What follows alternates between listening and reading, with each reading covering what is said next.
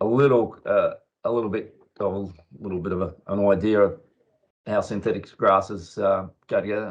Traditionally, there's two ways of laying synthetic grass. You've got rolls that roll across the field. They're 50, 60, well, 60 metres long, the rolls. They're effectively 3.6 wide, and somehow you've got to join the two joins together, the two rolls of carpet. You've got a glued system, a glue and tape, which is what this is showing. You put in a polyurethane glue into what we call a glue boat, and it's got little notches on it. You roll, the tape is in the top picture, the roll of tape sits up there, you pull it through, and it gets a coating. In the middle picture there, you'll see the green coating that's can be 300, 400 wide. It depends on the width of the actual backing tape. So the grass is laid butt to butt. You roll it open to expose the crushed rock base, or ash rock, concrete, whatever the base is. Pull the tape through with the glue on, and then you carefully, like the bottom picture, someone pushes the two bits together, and then you get a roller and you really push that grass down into the glue. That's a glued seam system. It's predominantly, these days, 99% of the fields in Australia are built this way. Not necessarily in the US, but definitely in Europe, they're built this way. The other way is a sown system. A sown system is 7 times stronger than a glued system. And there's issues with glue in terms of temperature and water. Polyurethane, which is the glue, doesn't like water. So if it's dewy in the morning, or if it gets rained upon and the glue hasn't gone off, you wouldn't know that you've got a seam that hasn't reached its full strength potential. So that's where quite often seams start to split, or if you've seen them, the grass peels away. It's due to moisture affecting the polyurethane glue. With a sown system, water doesn't affect it. It's literally a little sewing machine. It does take more people, and but you can put it down when the grass is slightly wet. It's certainly, from a strength point of view, a great thing. So basically, how you do it is that you've laid a roll of grass out, you lay another one out by the next to it, and you flip it over onto itself. Then you hold it up, you sew the two, there's what we call a cell, which is a little black area at the end, which it's got no grass on. You sew it together, and if it's just like a pair of jeans, if you look at your jeans, that you can see that seam. When the second one on the right-hand side is, you flip the grass back over, and the guys stretch it out, and they just use the wheel of the tractor just to kind of flatten off that seam. So when the grass is 60 mil and 70 mil and it's got the infill in, you can't see where the joint is, but it's incredibly strong. So that's I don't know whether anyone's seen it. What's also interesting, I'll kind of make it, is the left-hand one where they're sewing, that backing, the brown or the golden color, it's a polyethylene adhesive, whereas what you would have seen mostly is a latex backing on most products with little holes punched through. Where the brown is, that is actually about a 5 mil wide seam of glue that is sitting right on top of the stitches. So it's stops the grass from being pulled out through the top. And where you see the black is actually the first backing, or the original backing, that the grass has been punched through. It's completely porous. This system is 40% porous if you poured water on it, compared to a standard latex backing, which has the little holes in, which is normally somewhere between 80 mil and 100 mil in spacing and about 5 mil in diameter. It's about, from memory, it's about 4% void or porosity as compared to this. This is unique to filter.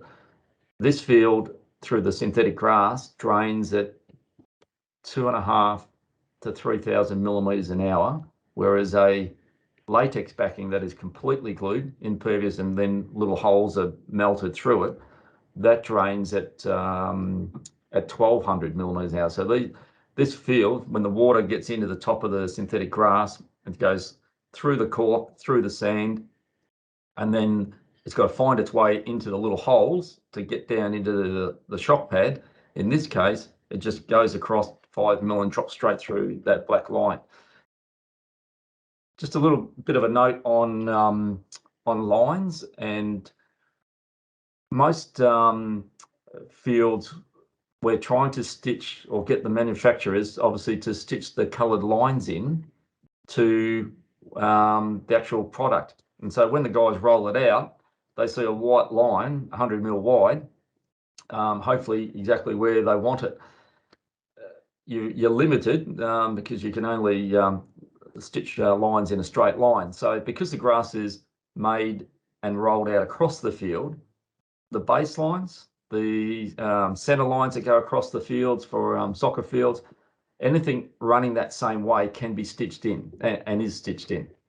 The problem with putting lines in is you're actually cutting through the backing. You're actually making a weak spot in the synthetic grass.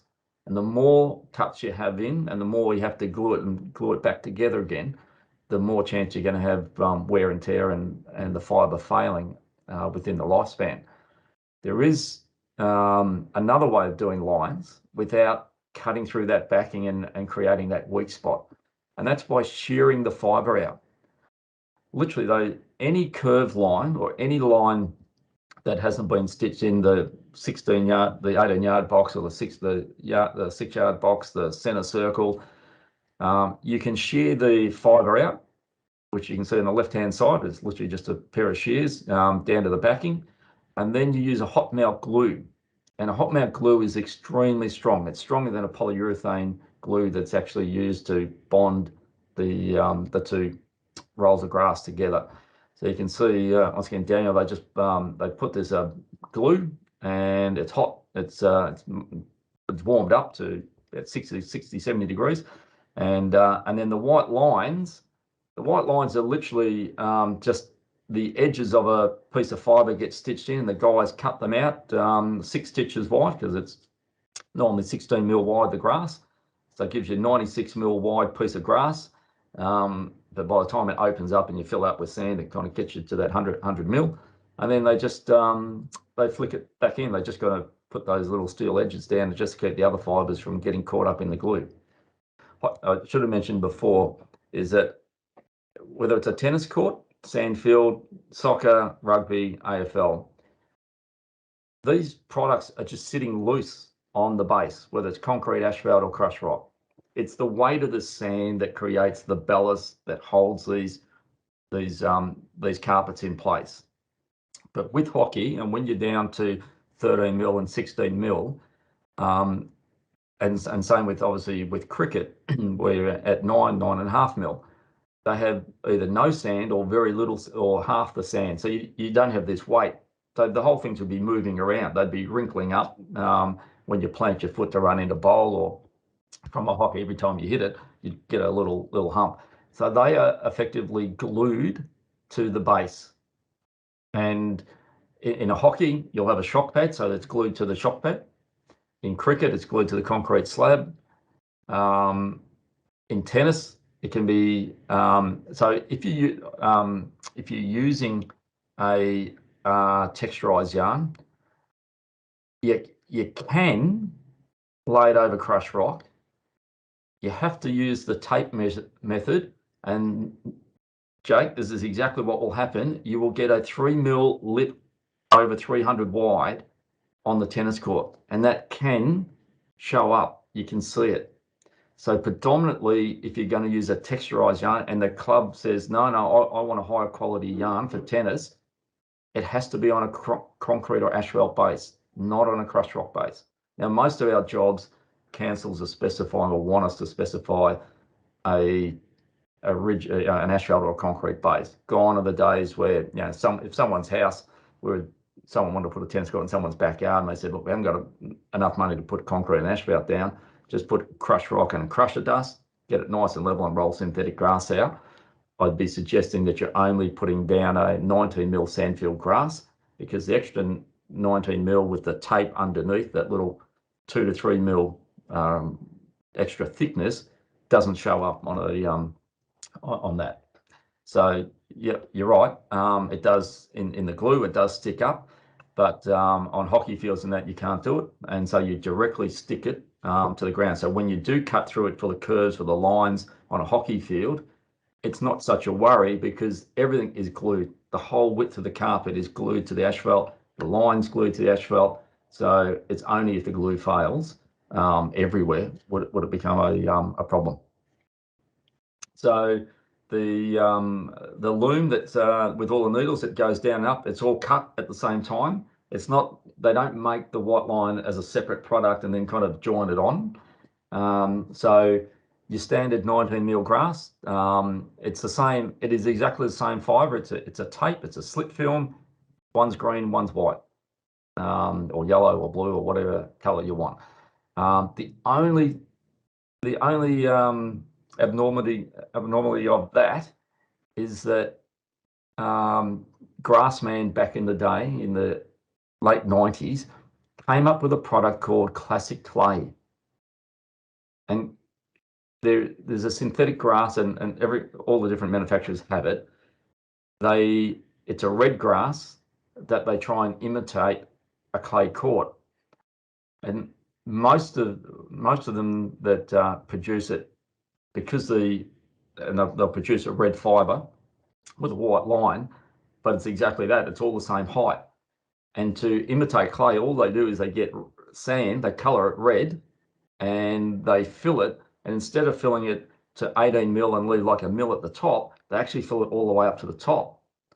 Problem is, the white line, it gets covered with red sand. You can't see it, so you've got to continually sweep it like you would do a clay court or an autocar court. But Grassman, I can't remember how they did it. They had the ability to create 3 mil longer white line and stitch it in at the same time. I don't quite remember how they did it, but that is the only product that I know that has what you were describing as the fiber, the green or the red fiber in this case at 19 mil, and the white line was at 20, 21, 22. So when they overfilled it, you could still see the white line, and they patented that, and it's gone all around the world as a unique synthetic clay product, effectively.